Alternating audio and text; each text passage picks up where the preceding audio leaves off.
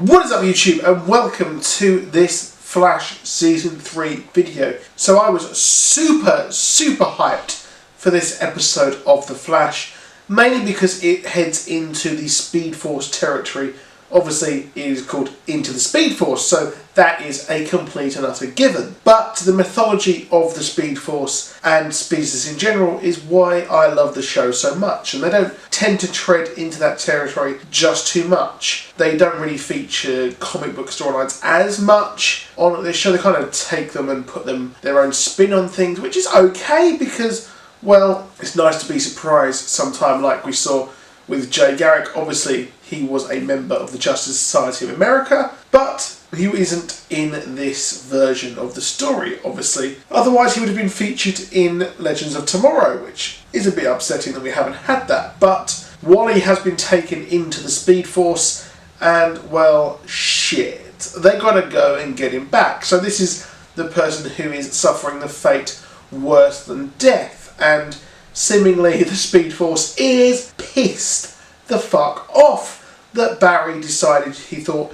you know what, I'm going to save my mother, I'm going to do what the hell I want. Speed Force be damned. And the whole reason they gave him back the Speed Force was because, well, he's come to terms with his loss and he's not going to change this and mess with time, but, well, he did. And the Speed Force has grown angrier over time, and for some reason there must always be a speedster inside the Speed Force. This is kind of the loophole that Savitar has worked out. Now, things did not go well. I love the whole gold tooth thing there as well, and the explanation of just how the Speed Force is working. Now, it kind of works like a multiverse world, which is a bit odd because, well, the Speed Force doesn't really work like that in the comics, but here, well, it does. So Barry is there to help and take Wally out. We have a whole raft of cameos. We have Eddie, Ronnie, and Captain Cold, who is actually returning, I believe, next week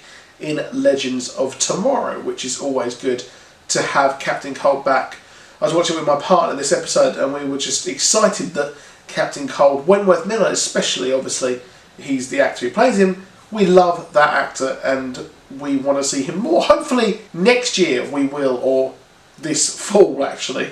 Time does go fast. We see him more in this show, just for the fact that, well, Prison Break should have filmed, I believe, so we'll see him more. Now, this is all about Wally coming to terms with things. He is, well, as a Speed Force saying, let other people do his work for him or have the sacrifices for him. Obviously, Hunter Zolomon took the place of Barry with the whole time wraith thing.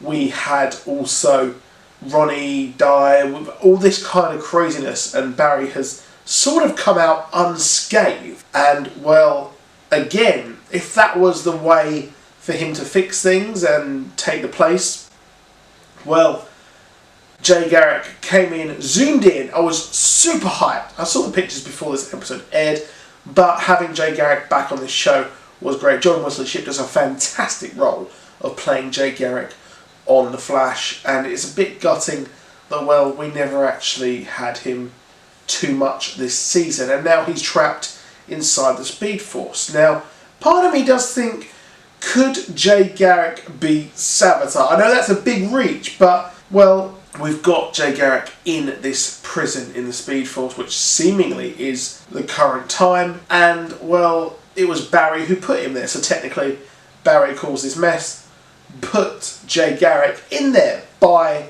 well, no choice of Jay's own. And then he's in there, he's festering, becomes corrupted by the Speed Force.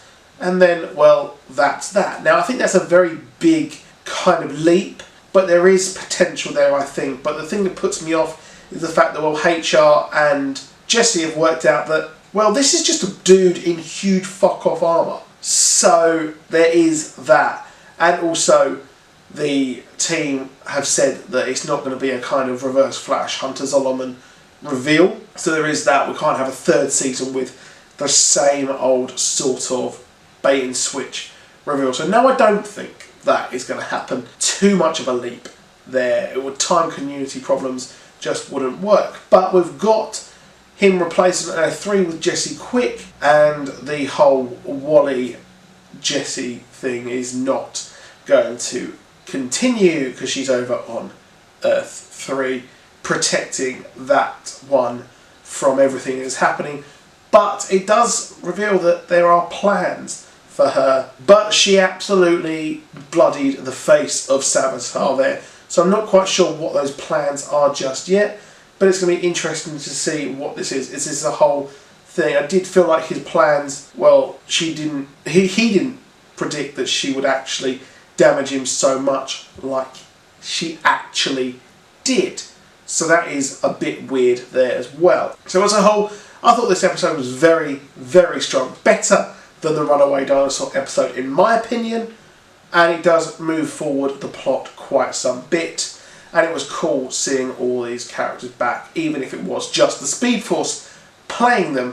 One thing that wasn't clear was the Black Flash actually the Black Flash? Or was it a Speed Force machination kind of projection? So we never actually saw that. So I'd be interested to see how that works out. Will the Black Flash come back into it again, or is that just the Speed Force being a dick?